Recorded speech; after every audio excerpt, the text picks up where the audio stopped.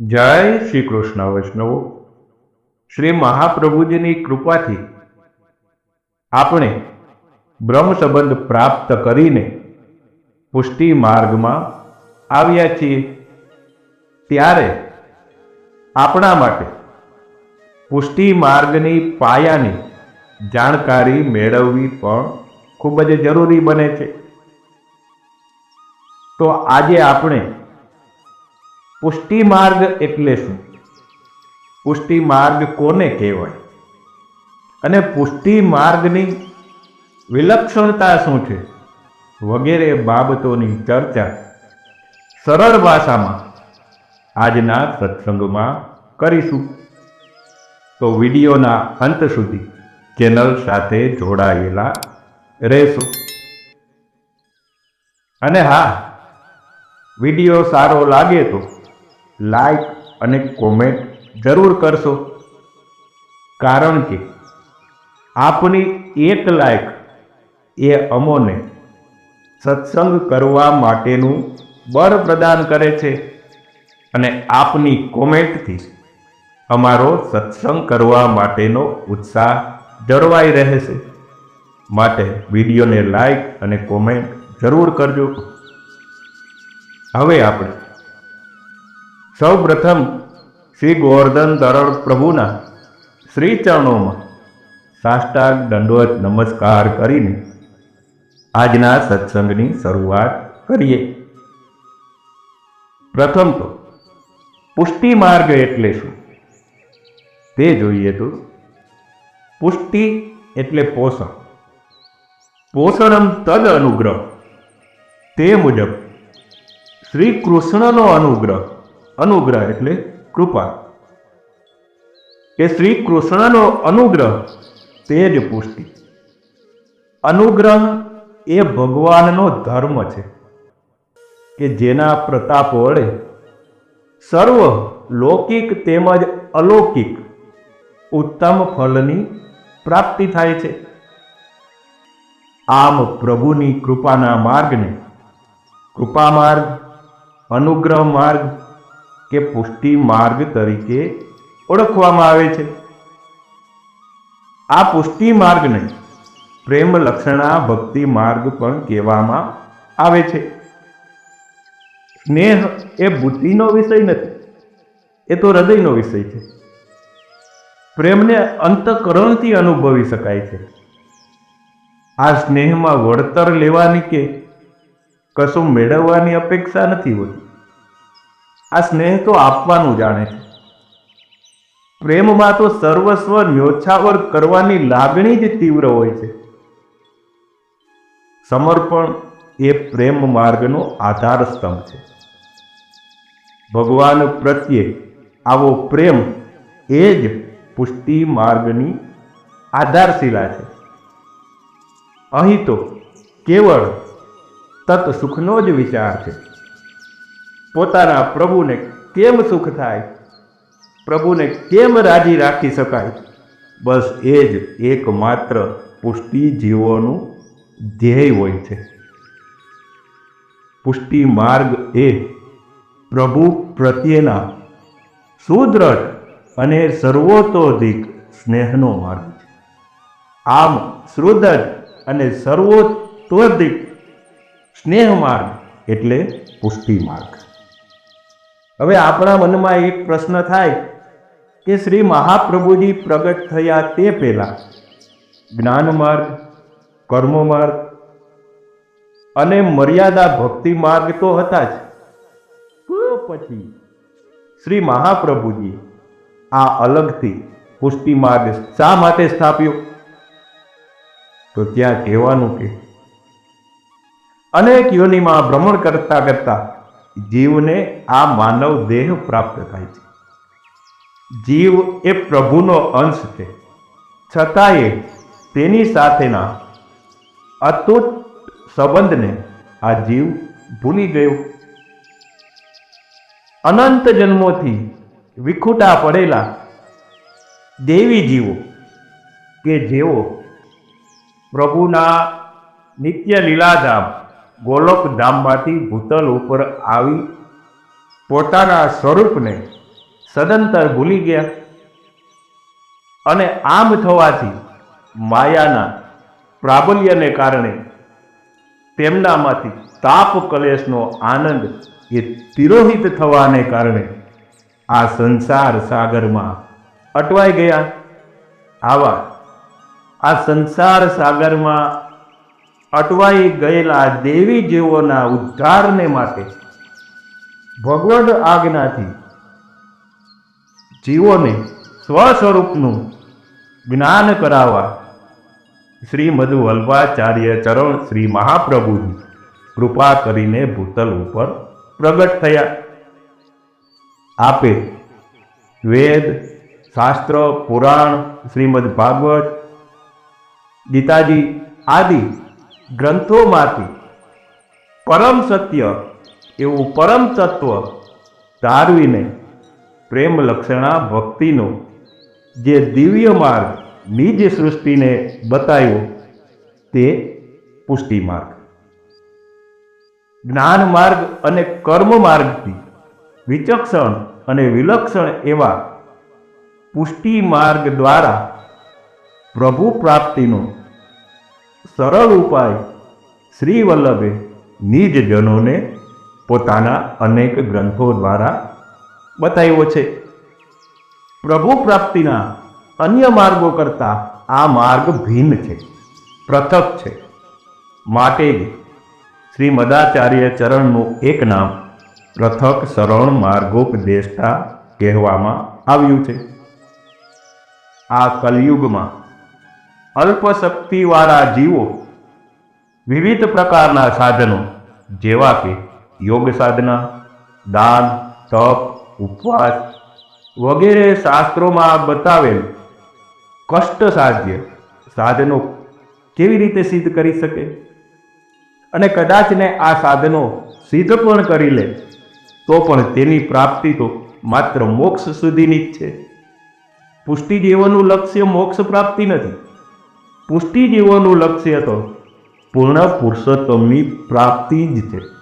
આવા પૂર્ણ પુરુષોત્તમની પ્રાપ્તિ માટે શાસ્ત્રો સર્વે સાધનો કામ નથી આવતા. કોઈ પણ પ્રકારના સાધનો દ્વારા પુષ્ટિ પ્રભુની પ્રાપ્તિ થઈ શકે નહીં. ઉપનિષદમાં પણ કહ્યું છે ને કે નાયમાત્મા પ્રવચનેન લભ્ય ન મેધિયા ન બ્રહુના સુતેન યમે વેશ ઋણુતે તેન લભ્ય. અર્થાત કે જેના ઉપર પ્રભુ કૃપા કરે તેને જ તે પ્રાપ્ત થાય છે. એથી જ તો શ્રી વલ્લભાધીશે દીનહીન નિસાધન જીવોને પરમ ફલ પ્રાપ્ત કરાવવા પૃથક સરળ માર્ગ, કૃપા માર્ગ, પુષ્ટિ માર્ગ પ્રગટ કર્યો છે. હવે આ પુષ્ટિ માર્ગની વિલક્ષણતા શું છે તેનો આપણે વિચાર કરીએ. જગતગુરુ શ્રીમદ વલ્લભાચાર્યજી શરણાગતિનો સરળતમ જે માર્ગ પ્રતિપાદિત કર્યો તે પુષ્ટિ માર્ગ. આ પુષ્ટિ માર્ગમાં પ્રભુને સર્વ સમર્પણ કરી તેનું શરણ સ્વીકારવાનો માર્ગ એટલે પુષ્ટિ માર્ગ, કે જેમાં આ જીવનની ક્રિયા બદલવાની નથી, કેવળ જીવન પ્રત્યેનો અભિગમ બદલવાનો છે.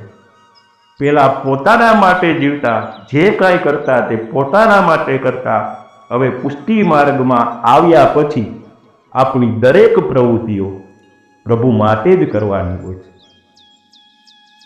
આ પુષ્ટિ માર્ગમાં જાતિ, વર્ગ, ધર્મ ઇત્યાદિ કોઈ પણ જાતના ભેદભાવ વગર દરેક ક્ષેત્રની વ્યક્તિ આ માર્ગને અપનાવી શકે છે.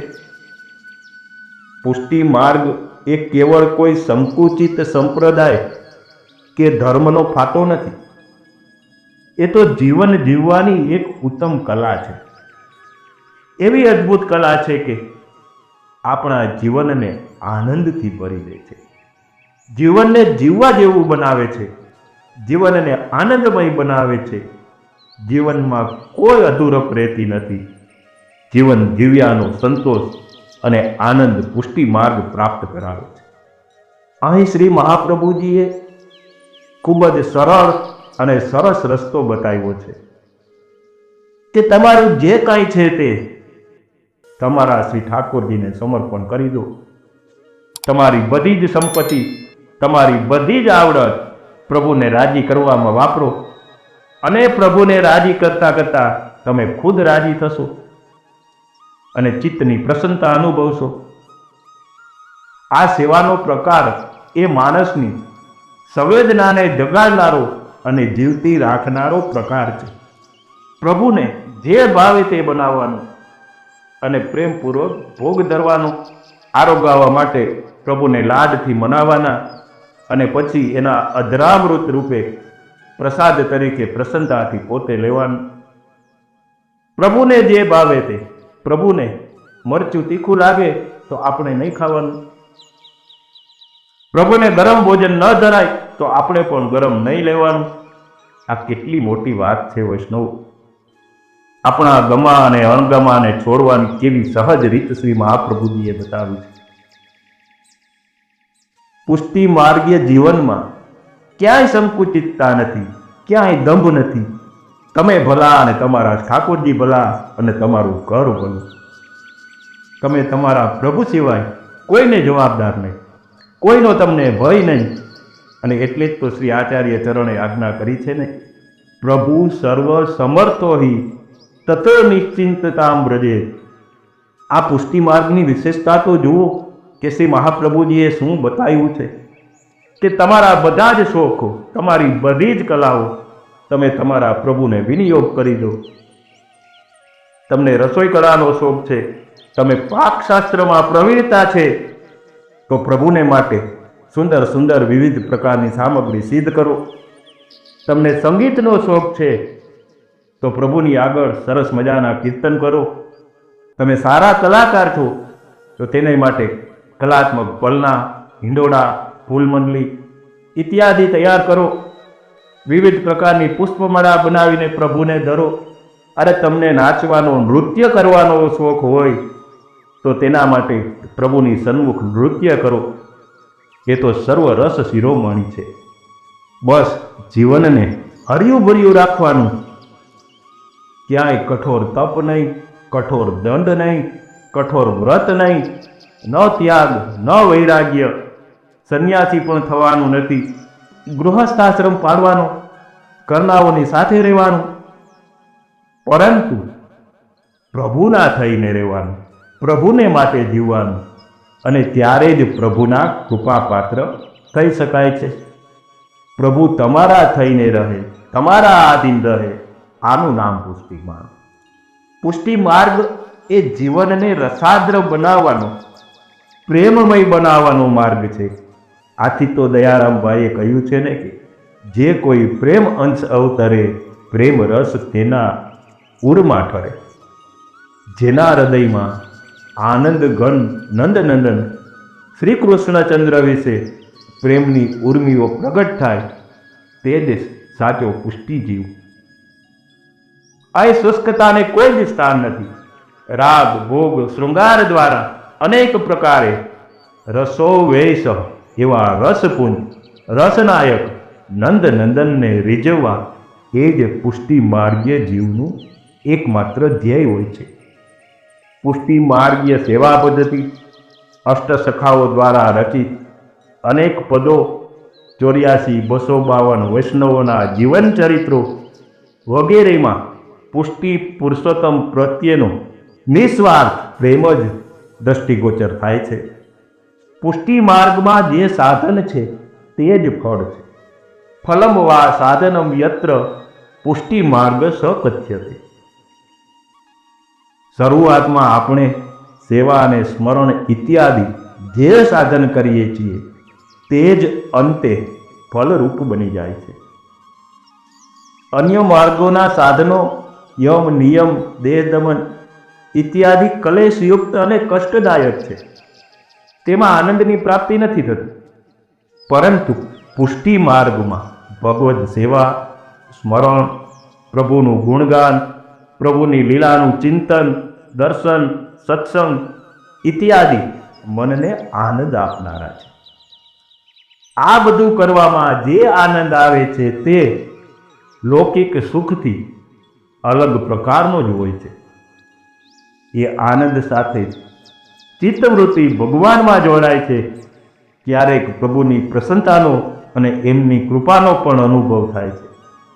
અર્થાત કે જે આનંદની પ્રાપ્તિ દેહ છૂટ્યા પછી કરવાની અપેક્ષા હોય છે એનો અનુભવ સદેહે પણ થાય છે. આમ સેવા, સ્મરણ ઇત્યાદિ સાધન રૂપે પ્રારંભમાં કરવામાં આવે છે તે સ્વયં ફલરૂપ બને છે અને આનંદની પ્રાપ્તિ કરાવનારા બને છે. આમ પુષ્ટિ માર્ગ અને પુષ્ટિ માર્ગની વિલક્ષણતાઓ રહેલી છે. આજનો સત્સંગ પુષ્ટિ પુરુષોત્તમ શ્રી ગોવર્ધન ધરણ પ્રભુના શ્રી ચરણોમાં સમર્પિત કરીએ છીએ. તે પહેલાં વાલા વૈષ્ણવો, હજી સુધી આપે આ પુષ્ટિ જ્ઞાન સત્સંગ ચેનલને સબસ્ક્રાઈબ ન કરી હોય તો જરૂરથી સબસ્ક્રાઈબ કરી લેશો.